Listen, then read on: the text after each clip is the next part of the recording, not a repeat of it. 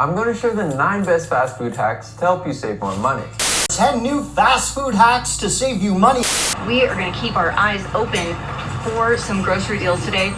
It's all over YouTube and social media. Tons of content creators are posting creative ways to save money on eating out and cooking. And it's no wonder why. Just check out the stats right now. The USDA reports increases on almost all grocery items between 2024 and 2025 alone. The Bureau of Labor Statistics reported that prices for full-service menu items in restaurants rose by 4.3% in March year over year. And that's causing nearly 40% of diners to eat out less frequently than they did the year before, according to a recent study by YouGov. So we know why America is taking to social media to save big on eating, but what can the food and beverage industry take away from this? What should companies be looking out for when they are wanting to embrace these trends and win back customers? But first things first, let's go through what I think are the top 3 budgeting trends on social media. Trend number 1, extreme grocery budgeting. This isn't just about simple discounts.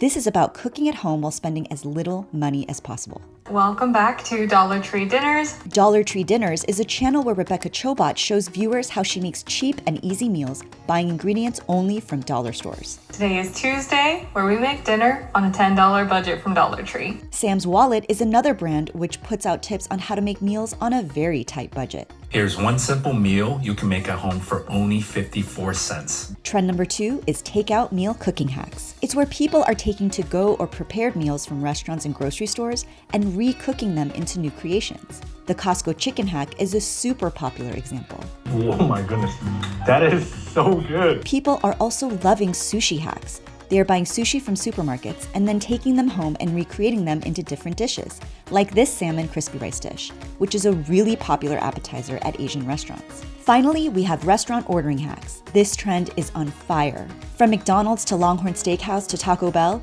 influencers are going big on creative ways to save money while eating out, and they're doing it in a way that feels like you're getting really good insider information. Check out Anderson Nguyen, a creator with more than 1 million followers across YouTube, TikTok, and Instagram.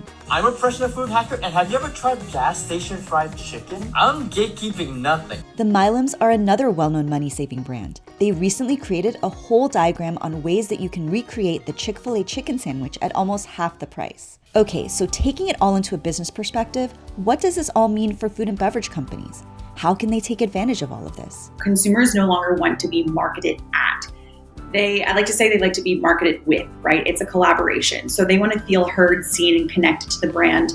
And vice versa, you should be transparent and honest with your consumer so that you can build that trust and that loyalty. In other words, companies should get in on the creativity. Let's bring up a couple of case studies.